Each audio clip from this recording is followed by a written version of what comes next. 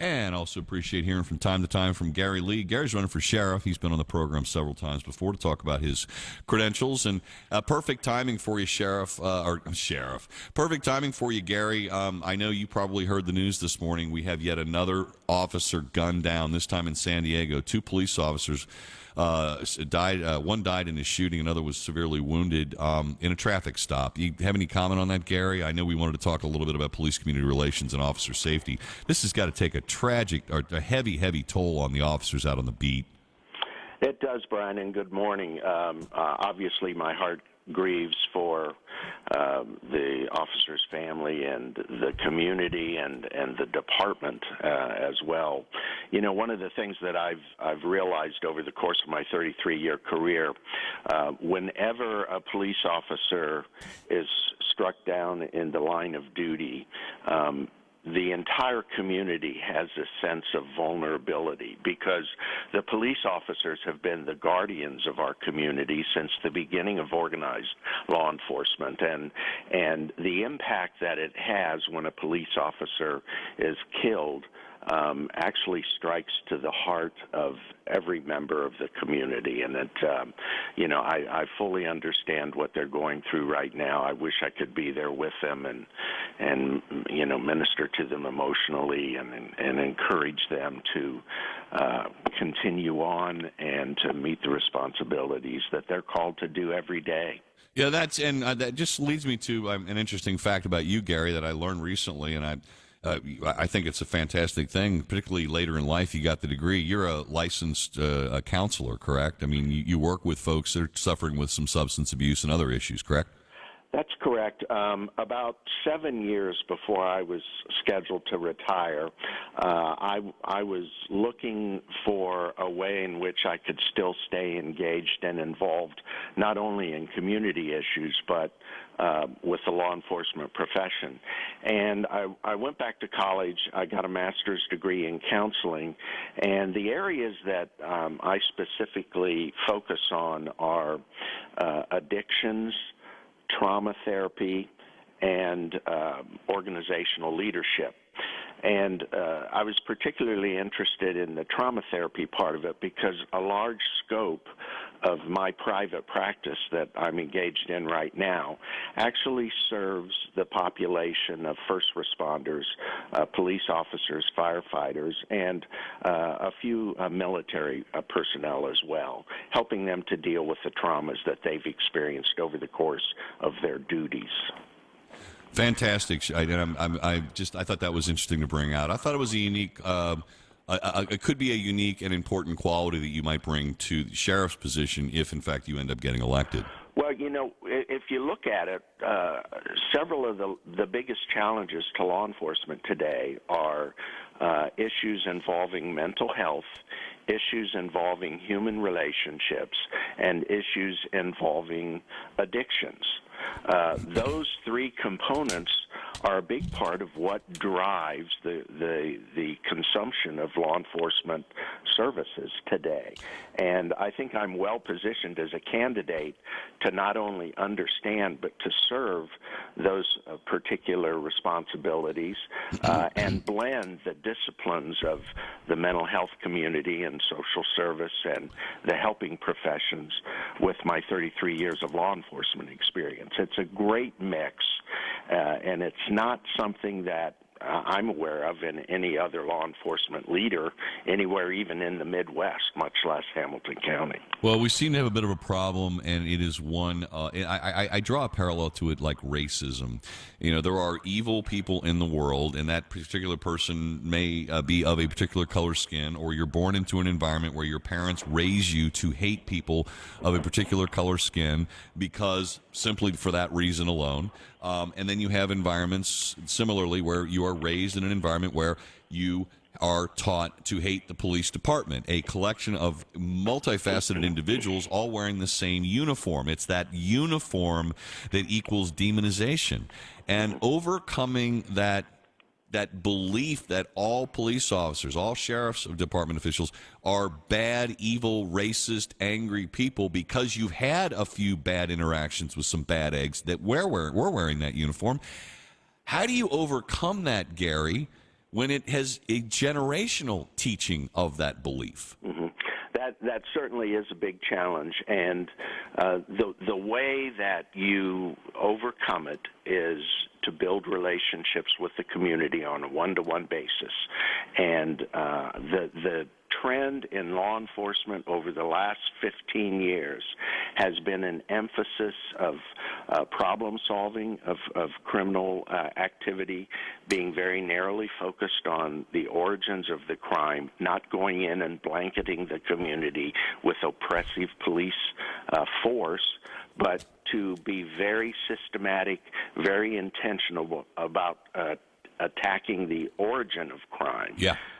Overcoming the conditions in a community that facilitate crime. And then, and this is the key part of it, having the law enforcement agency have the commitment to building relationships with the community members that they serve. Because here's the key issue, Brian, and until we can break away from stereotyping others, There you go. we will never be able to solve any of these disconnects that harm our society. Right, whether it's anger toward the police, the sheriff's department, people of different races, ethnicities, creeds, pick whatever reason you've got a chip on your shoulder that isn't grounded in fact, therein lies the problem with society. Gary, don't go away. 741 at 55 KRC, Talk Station. Brian Thomas here with Gary Lee. Gary Lee, candidate for Hamilton County Sheriff, running against Sheriff Neal. And talked a little bit about his background. Of course, got your thoughts and comments about the shootings out in San Diego and how that might impact the police department. I was told that by Westside Jim Kiefer that Sheriff Neal is not interested in debating you. Is that accurate, Gary? Have you sought a debate? Have you tried to set something up? What's the story on a debate?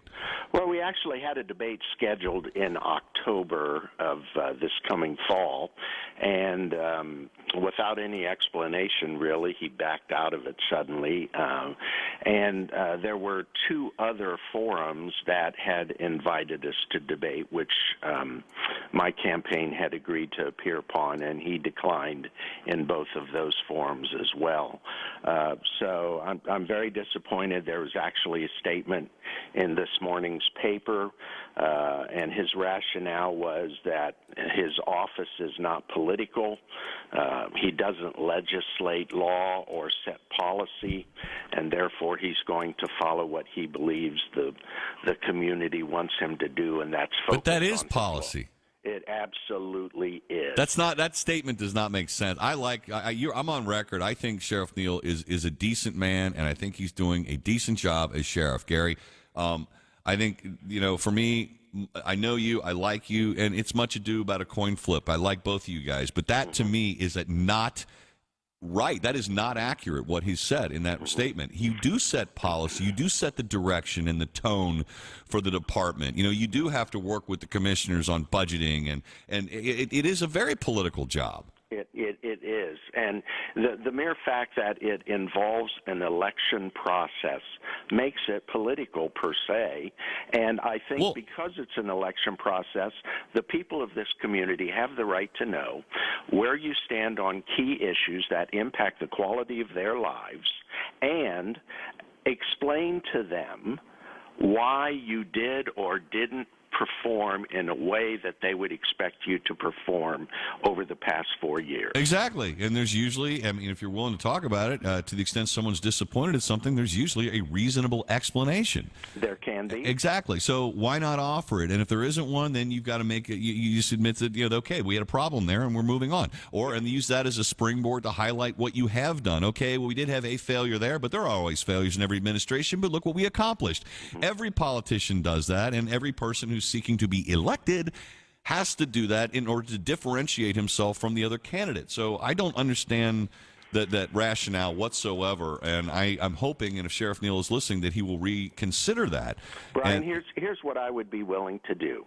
If you are willing to set an hour of your show aside, I will come to your studio, and I will sit there and I will answer your questions face to face. I will talk about the key issues with your listeners as they call in. And if Jim Neal has the courage, the conviction, and the commitment to come at that same time, I'll talk to him about the key issues as well. I welcome the opportunity, Gary, and Jim, if you're listening, why not? You guys not going to come out to some fist fight here. You're both decent human beings that can talk and debate about what your vision of the job is. Yes. And in the case of Jim, he can defend his vision of the job and what he's going to do on the going forward basis. I think that's fair. And this goes back to what we were talking about before the break about community relations. Here's the key issue, Brian. Transparency builds trust. And that is critical in the law enforcement community relationships in this day and time. And how can you build trust with the communities that you serve if you aren't willing to be transparent enough to step onto the public platform and address the key issues that are most important to them? All right. Well, I will wait to hear from the Jim Neal camp on that one and keep my fingers crossed so we can actually set something up.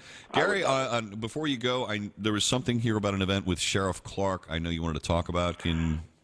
I'm really excited about this, and this has really generated a lot of excitement and interest in our campaign. We as a campaign are bringing Sheriff Clark in from Milwaukee County, fresh from his appearance at the RNC platform. He's coming here September the 8th. He'll be at the Boathouse from 5:30 to 8 p.m. He'll be our keynote speaker for that event, and there hasn't been anything I've seen in a long time that has generated the amount of excitement and interest that this has. If anyone's interested, they can get tickets on Eventbrite, or they can go to my webpage, GaryLee2016.com, and they can order tickets online. We'd love to see people out there, but the tickets are going quick. This is a capacity event. So I would encourage people who are interested to make sure that they order their tickets early. Fantastic, Gary. I appreciate you alerting my listeners and me to that event. And it's GaryLee2016.com? Correct. Got it. Wrote it down. Sometimes I can't read my own handwriting, Gary, more often than not. Gary, always a pleasure to talk with you, and I will keep my fingers crossed that whether or not it's here on the 55 KRC Morning Show, which you are welcome to use as the venue, or in some other venue where the hoo-haws or the party leaders or whatever want to formulate and ask questions. I don't care. I'd like to hear a discussion.